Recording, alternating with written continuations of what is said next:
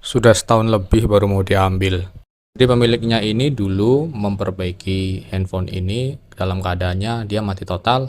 Terus kemudian saya estimasikan sekitar 2 hari Pak jadi. Terus kemudian saya tunggu ternyata sampai 1 minggu. Setelah itu 1 bulan ternyata sudah lebih dari 1 tahun. Baru diambil kemarin saja dan katanya memang ya belum ada dananya dan kebetulan beliau kena musibah. Tapi alhamdulillah handphonenya masih ada dan handphonenya sudah normal. Jadi ya harusnya bayar penitipan handphone ini 1 tahun. Bisa dengar tapi tidak bisa ngomong. Seringkali kami mendapatkan permasalahan, lawan bicara tidak bisa mendengar apa yang kita omongkan. Sedangkan kita bisa mendengar apa yang lawan bicara katakan. Dari permasalahan tadi banyak dikatakan, "Mas, speakernya yang rusak." Sebagai pengetahuan, yang rusak itu adalah namanya mikrofon. Jadi bukan speaker ya Bapak Ibu. Mikrofon untuk berbicara, speaker itu untuk mendengarkan. Jangan terbalik-balik, karena sudah amat sering terjadi. Speakernya bermasalah, ternyata mikrofon. Ini konteksnya pada handphone loh. Ini akibat jika tidak mendengarkan langsung keluhan dari pelanggannya. HP ini tidak diterima langsung oleh saya, tetapi dititipkan. Kemudian ada pesannya juga. Katanya sih HP ngedropan. Saya tadinya berfokus pada baterainya, tapi ternyata saya penasaran dan bongkar. Nah, kok konektor USB-nya seperti ini? Ini pasti bekas air, bekas terbakar kayak gini. Jadi ini bukan ngedropan sebenarnya, malah harusnya tidak bisa ngecas. Jadi mungkin malah ditulis ngedropan. Bayangkan kalau saya memaksakan charging terus-menerus, bisa jadi kabel saya terbakar atau malah handphone yang terbakar. Nah, ini sudah diganti, sudah kinclong lagi. Tentunya fungsinya harusnya sudah normal lagi seperti ini. Jadi tolong ceritakan yang benar ya ketika memperbaiki handphone. Begitu teman-teman. Hampir aja nombok gara-gara pin segini kecilnya. Jadi kemarin tuh ada bapak-bapak bawa handphone ke sini dalam keadaan mati total. Si bapak bilang ini handphone pernah dibenerin ke tetangganya.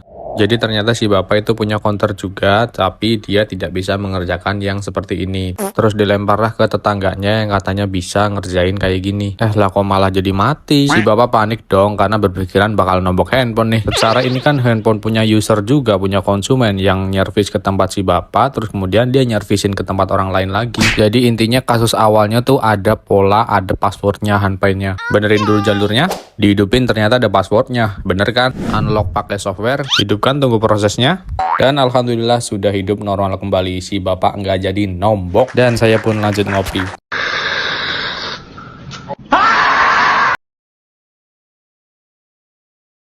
Wah, ternyata nggak nyambung kawan-kawan. Ada kalanya orang memperbaiki handphonenya lagi yang sudah lama tergeletak itu karena ingin menyelamatkan data yang sudah lama tersimpan di handphone itu sendiri. Mungkin ada kenangan-kenangan yang tidak bisa diulang. Nah, seperti pemilik handphone ini ingin memperbaiki handphonenya karena memang di situ ada data-data kenangan beliau. Tapi ternyata memori internalnya pernah dikerjakan sebelumnya, jadi pernah diservis terus kemudian saya nggak tahu nih diganti atau seperti apa. Nah, hal ini membuat saya penasaran apakah isinya masih utuh atau tidak, karena kan kita tujuan utamanya untuk menyelamatkan datanya. Setelah saya lepas bersihkan, tujuannya untuk kita cek di alat dan ternyata isinya mereknya ini, handphonenya mereknya apa.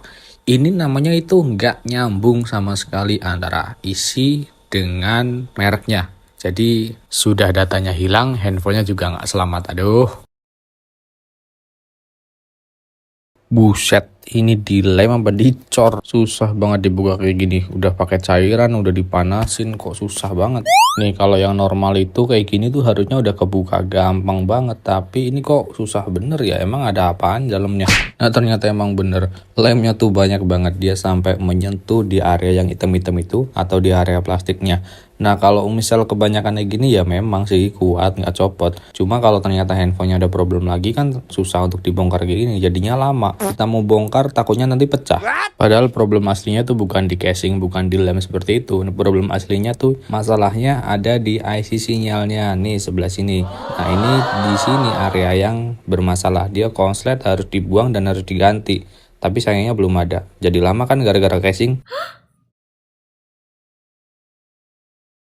Padahal cuma gara-gara barang ini. Tapi si mbaknya sampai panik begitu. Jadi si mbaknya datang bawa HP dengan kondisi restar-restar. Udah dibawa ke tempat lain, katanya divonis CPU-nya yang masalah. Padahal kata mbaknya, Diceknya cuma dibolak-balik doang HP-nya, Mas. dan si mbaknya nggak yakin, akhirnya ke saya. Terus saya pakai cara yang paling sederhana nih. Cuma saya copot barang ini langsung normal tanpa mati-mati lagi. Nah pertanyaannya, berapa tarifnya? A. Seikhlasnya, B. Semaunya, C. Seisi dompetnya, atau D. Cukup 7.500 saja. Pemilik HP ini saya sarankan untuk beli handphone saja. Jadi gini, ada bapak-bapak sama ibu-ibu siang-siang bawa handphone ini ke tempat kami. Katanya sih mati total, dicas juga nggak bisa, waktu saya tes juga nggak bisa. Tapi agak lama sedikit, itu handphone ngeblank LCD-nya. Nah setelah itu saya pengen coba bongkar nih, udah copot bautnya satu-satu, perlahan-lahan saya copot. Nah ketemu ada satu baut yang sudah karatan. Dicoba puntar-puntir dipor sana sini, gerenda sama aja susah banget buat dibuka, lama gitu kan. Tapi misal pun nanti kebuka, emang biaya servisnya mau. Soalnya juga katanya udah mati 6 bulan. Toh katanya juga mau cuma iseng-iseng benerin, siapa tahu bisa. Setelah melihat, menimbang, mengebor, membuka, akhirnya memutuskan, Pak, beli HP lain aja ya. Bayaran gak cocok, akibatnya kayak gini nih. Mas, ini bekas servis, tolong bisa diperbaiki atau tidak? Itulah kata-kata yang dilontarkan oleh pemilik handphone ini. Jadi ini handphone sebelumnya sudah dicoba diperbaiki. Tapi kata pemiliknya tidak jadi atau cancel.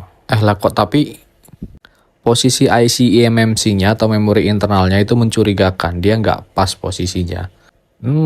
Bisa ditarik benang merah. Ini kemungkinan sudah mau coba perbaiki tapi tidak jadi. Kalau menurut saya sih gara-gara bayarannya nggak pas atau mungkin terlalu mahal dirasa, jadi di cancel. Dan untuk cepatnya ya dilem saja seperti ini. Nempel begitu saja menggunakan lem LCD. Ya beginilah adanya. Katanya sih nggak boleh lebih dari 200.